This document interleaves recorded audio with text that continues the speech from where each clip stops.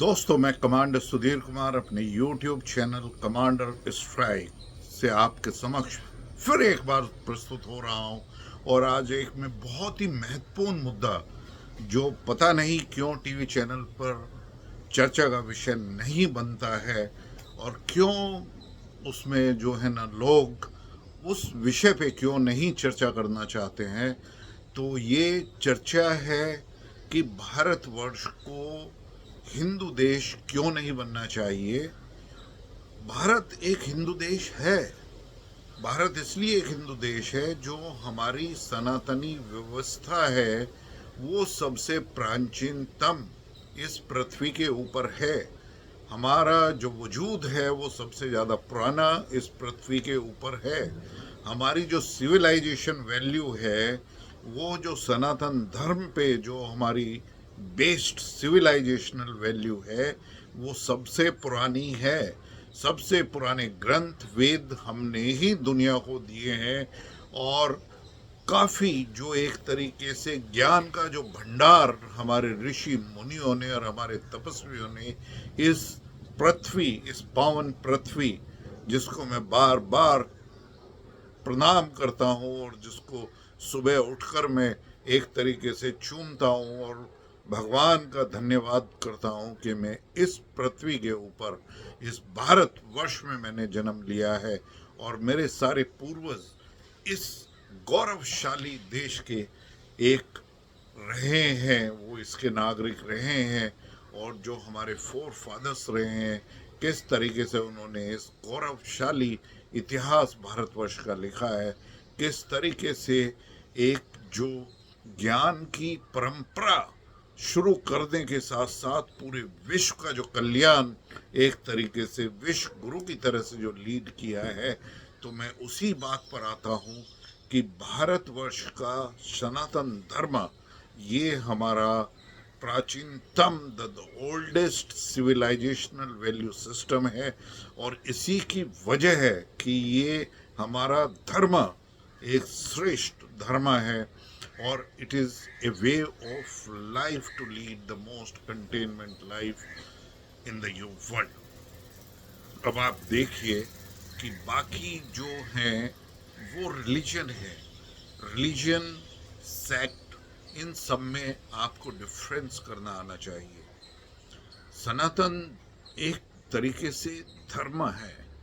सनातन धर्म एक तरीके से हमें सिखाता है राष्ट्र धर्म। राष्ट्र धर्म हमें सिखाता है कि हम अपनी धरती को, हम अपनी धरती माँ को, और उसमें जो एक तरीके से उसके चारों तरफ जो नेचर है और जो पूरे विश्व का कल्याण कर सके, ऐसी जो ज्ञान का भंडार है वो हमारी ये सिविलाइजेशनल वैल्यू सिस्टम हमको प्रदान करता है। तो इस तरीके से जितने भी भारतवर्ष के लोग हैं, यदि उसमें अब साइंटिफिक स्टडी भी हो चुकी है, उसमें डीएनए एनालिसिस भी हो चुकी है कि सभी लोग एक तरीके से सनातन धर्म को के ही लोग हैं और वो एक तरीके से हिंदू ही हैं। वो बाद में एक ये दूसरी बात है कि भारतवर्ष में वो पूरे विश्व से इन्वेडर्स आए, क्योंकि भारतवर्ष एक सोने की चिड़िया था। भारतवर्ष एक ऐसा देश था जो करीब 33 से 35% जो है ना, वो ग्लोबल जीडीपी को निवारण करता था 12वीं सदी तक। तो इस तरीके से ऐसा देश जिसमें राम राज्य हो, जिसमें महाभारत काल और उससे पहले जो हमारे राजा रहे हैं, किस तरीके से उन्होंने पूरे जनता का एक तरीके से पूरे सभी को साथ लेकर, सभी वर्गों को साथ में लेकर सभी लोगों को किस तरीके से खुश रखा, जिसकी एग्जाम्पल आज तक भी राम राज्य की दी जाती है। और इस तरीके से भारतवर्ष में काफ़ी ऐसे हिंदू राज हुए हैं जो सेंचुरी से सेंचुरी तक भारतवर्ष में चले हैं और उन्होंने लोगों का कल्याण किया है। और इसी के कारण जो भारतवर्ष ने एक ज्ञान धारा पढ़ाई अपनी यूनिवर्सिटीज तक्षशिला और नालंदा से उसी का कारण था कि भारतवर्ष को विश्व गुरु कहा जाता था, क्योंकि ये उन्हीं सभी वैल्यू सिस्टम पे बेस्ड था। ये वही ज्ञान धारा थी जो सेंचुरी से सेंचुरीज, जो सदियों सदियों से हमारे तपस्वी, हमारे मुनियों, हमारे जो एक तरीके से वेदांत के जानकार जो हुए हैं, उपनिषद को लिखने वाले जो हुए हैं, ग्रंथों को लिखने वाले जो हुए हैं, और जो हमारे ज्ञान का भंडार देने के लिए एक तरीके से जो हमारे वैज्ञानिक पहले हुए हैं, उन्होंने पूरे विश्व को किस तरीके से एनलाइटन किया। वे ऑफ लाइफ सबसे अच्छा पद्धति वेल बीइंग की भारतवर्ष ने सिखाई। तो मेरे प्रिय दोस्तों, मेरे प्रिय युवाओं, और भारतवर्ष ही नहीं पूरे विश्व के लोगों को मैं ये एक मैसेज देना चाहता हूँ कि भारतवर्ष एक सबसे प्राचीनतम सनातन धर्म के अंतर्गत चलने वाला एक लाइव देश है। ये एक ऐसी फीलिंग है, ये एक ऐसी आत्मा है, ये एक जीवंत उदाहरण है। ये देश सिर्फ एक मिट्टी का ही बना हुआ नहीं है। इस देश में, हमारी मिट्टी में, हमारे चारों तरफ पहाड़ों में, हमारी नदियों में, हमारे वृक्षों में, हमारे जो यहाँ के जो हमारा किसान एक तरीके से अपनी फसलें उगाता है, जो हमारा मजदूर भाई उसमें अपने पसीने की जो महक जिस तरीके से लाता है, इन सभी को मिलाकर बनता है भारतवर्ष। भारतवर्ष में सबसे ज़्यादा डाइवर्सिटी है, और उस डाइवर्सिटी के साथ साथ सबसे बड़ी यूनिटी है। तो डेमोक्रेटिक सिस्टम एक तरीके से हमारी महान परंपरा सनातन धर्म का ही एक स्वरूप है, जिससे पूरे विश्व ने सीखा है। जो सेक्युलरिज्म वर्ल्ड है उसकी भारतवर्ष को जरूरत ही नहीं है, जबकि कुछ पॉलिटिशियंस ने कांग्रेस के समय में हमारा जो सेक्रेड कॉन्स्टिट्यूशन ऑफ इंडिया था उसमें अनावत जिसकी जरूरत नहीं थी उस सेक्युलर वर्ल्ड को जोड़ा गया, सोशलिज्म वर्ल्ड को जोड़ा गया। इनकी कोई जरूरत नहीं थी, क्योंकि सनातन धर्म ही एक ऐसा धर्म है जो सभी को बराबर समझता है। सभी को बराबर रहने के लिए जितने भी लोग भारत की धरती पे हैं, उन सभी को वो पूर्ण एक तरीके से अपना एक तरीके से समर्थन और उनकी देखभाल करता है।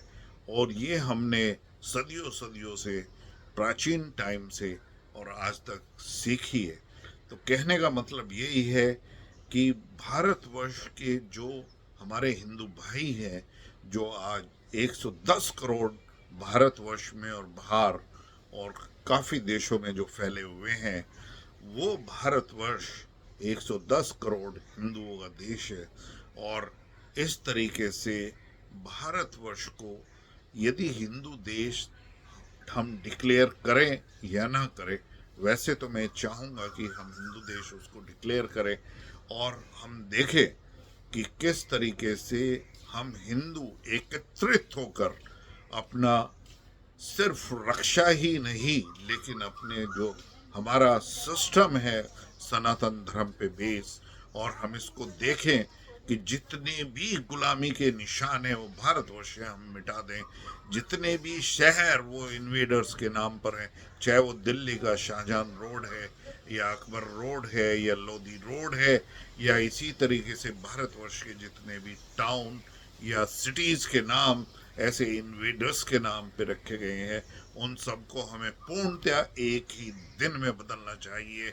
हमें देखना चाहिए कि इन्वेडर्स का जो गुणगान इतिहास में हुआ है, जो एक लेफ्टिस्ट माइंडसेट और जो समय की जो एक सरकार की ऐसी मजबूरी रही है, उन्होंने आगे बढ़ाया कि सिर्फ इन्वेडर्स का गुणगान हमारे इतिहास में हुआ। अब उसको हमने उखाड़ कर फेंक दिया है।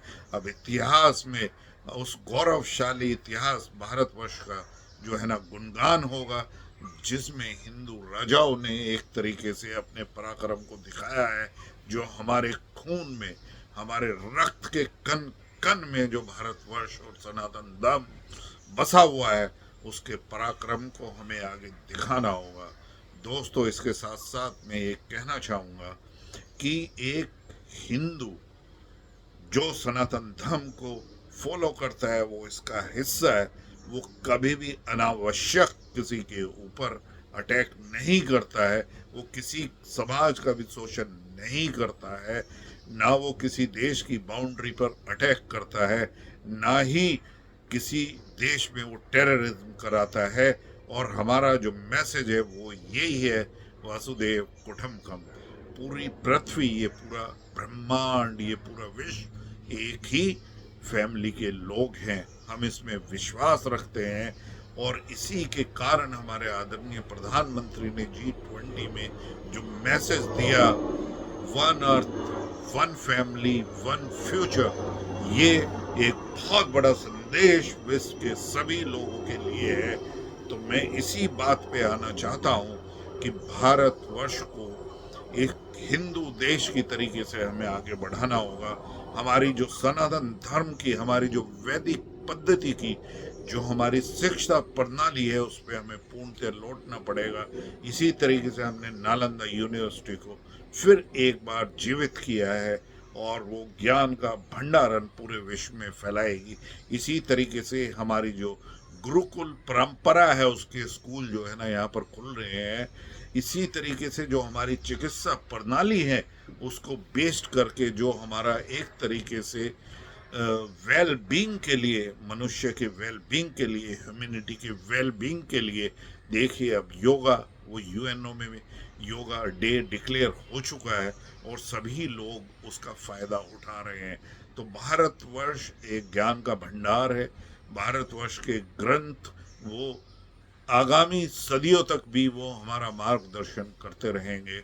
इसके साथ एक ऐसी देश की परंपरा जो हमारे सनातन धर्म की श्रेष्ठ परंपरा है, हमें उनसे जुड़ना पड़ेगा। और उसके साथ साथ हमें जो मॉडर्न टेक्नोलॉजी है, मॉडर्न चीज़ें जो एक तरीके से साइंस की आ रही हैं, या टेक्नोलॉजी जिस तरीके से आगे बढ़ रही है, वो हमारा एक तरीके से चरित्र है कि हम उसका अडेप्शन बहुत ही फास्ट करते हैं। लेकिन दोस्तों, आज आप, मैं हिंदू समाज को इसलिए भी जगाना चाहूँगा कि आप देखिए चारों तरफ क्या हो रहा है।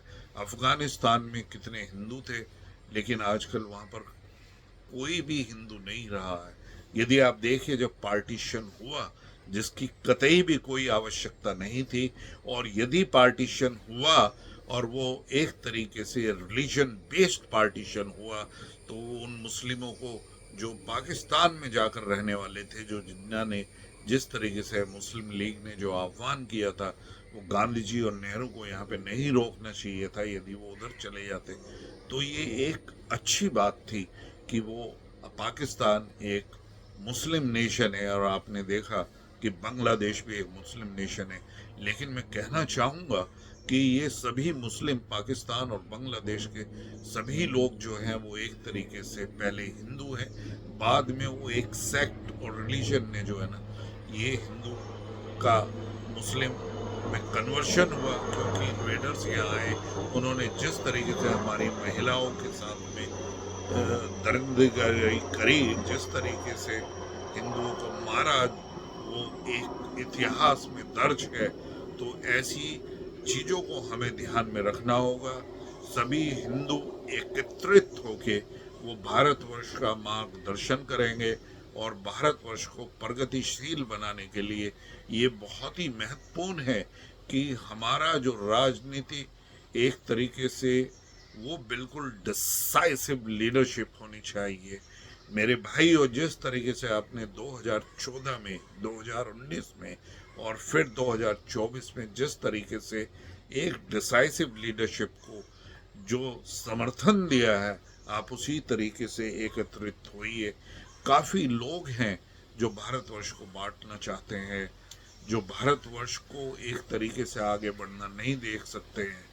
ऐसी विश्व शक्ति भी है और हमारे भारत के कुछ ऐसे राजनीतिक दल भी हैं जो एक तरीके से अपने परिवार की राजनीति चलाते आ रहे हैं, जिन्होंने देश को लूटा है, जिन्होंने देश की प्रगति नहीं होने दी है। और यह आप सभी को विदित है कि एक तरीके से भारत का जन्म, या मैं कहूँगा कि भारत का एक स्वर्ण युग शुरू हुआ है 2014 से।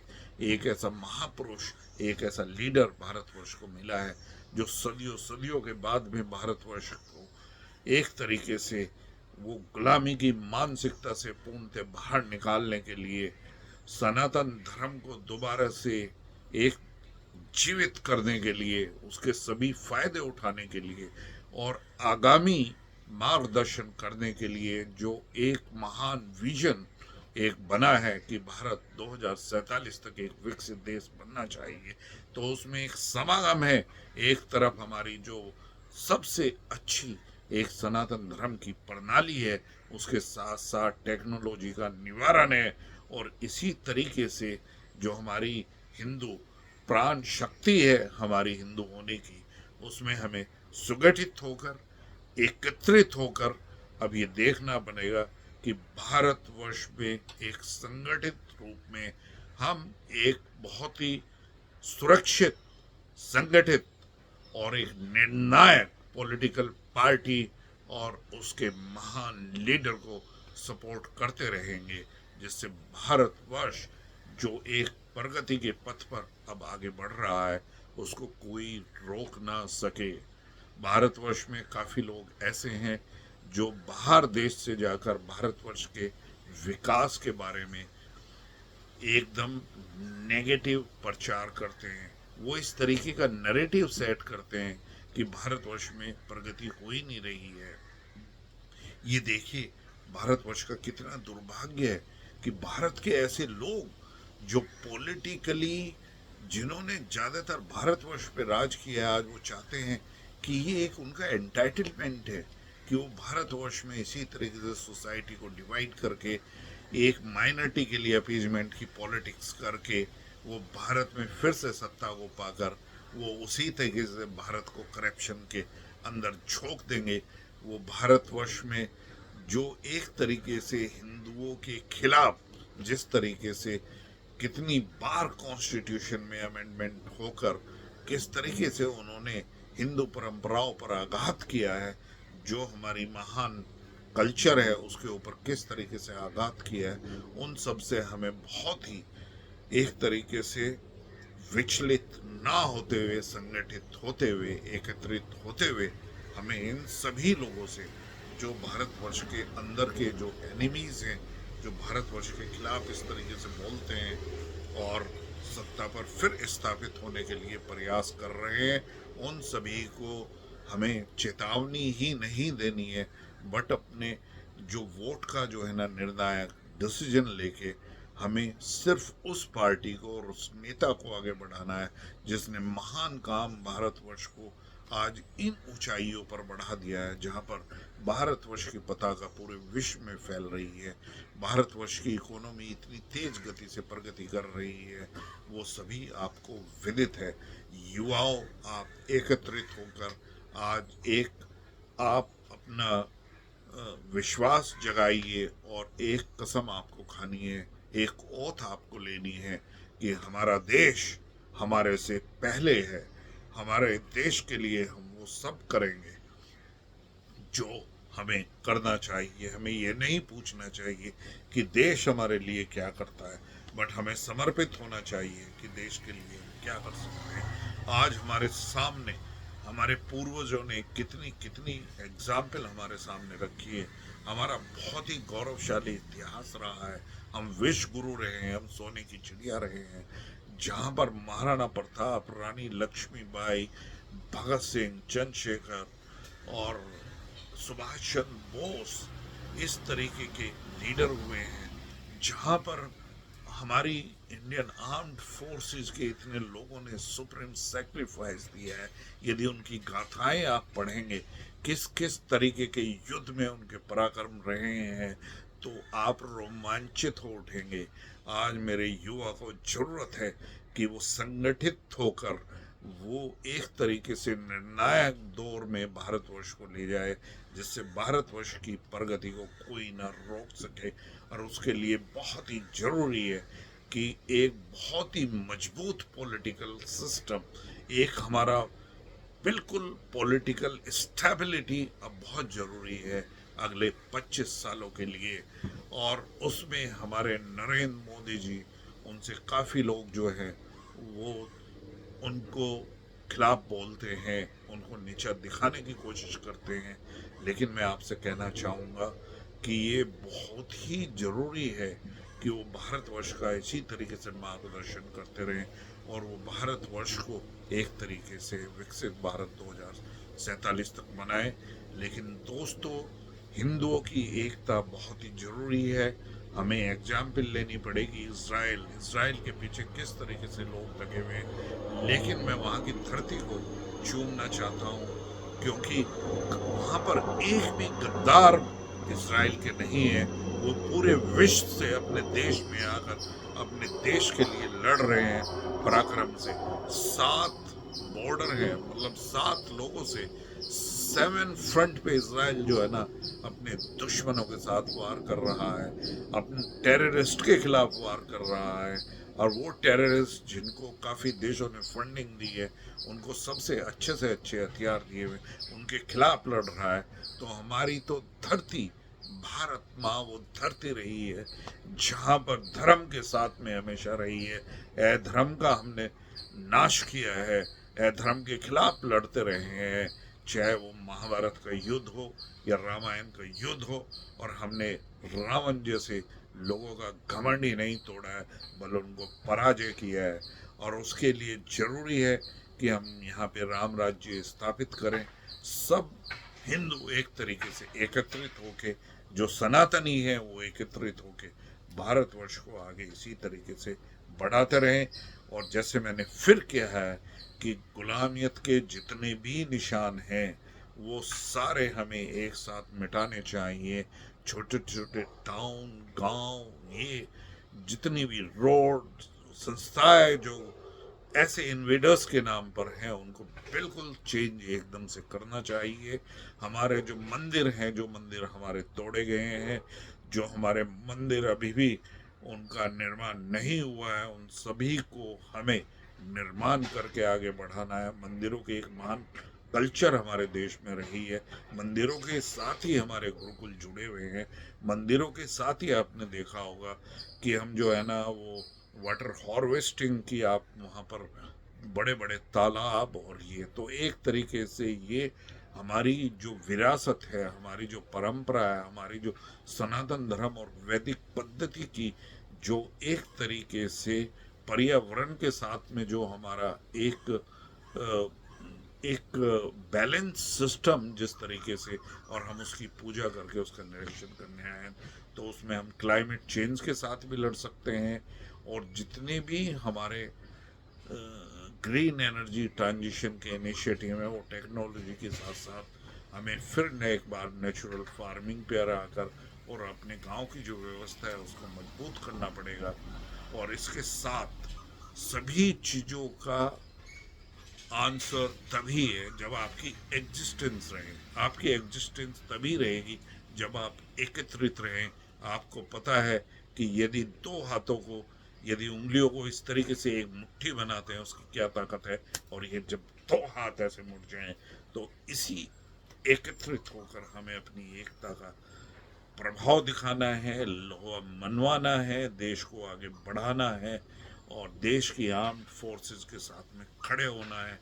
उनको मुंह तोड़ जवाब देना है जो भारतवर्ष के बारे में नेगेटिव बात करते हैं, भारतवर्ष के खिलाफ गलत नैरेटिव चला जाते हैं, भारत के विकास को नीचा दिखाने की कोशिश करते हैं, हमारे आर्म्ड फोर्सेस के खिलाफ बोलते हैं, हमारे आर्म्ड फोर्सेस को डिवाइड करने की सोचते हैं। उन सभी के साथ में हमारी लड़ाई है। और हम सभी एक साथ सुगठित होकर हम अपने भारत के भविष्य को खुद चुनेंगे।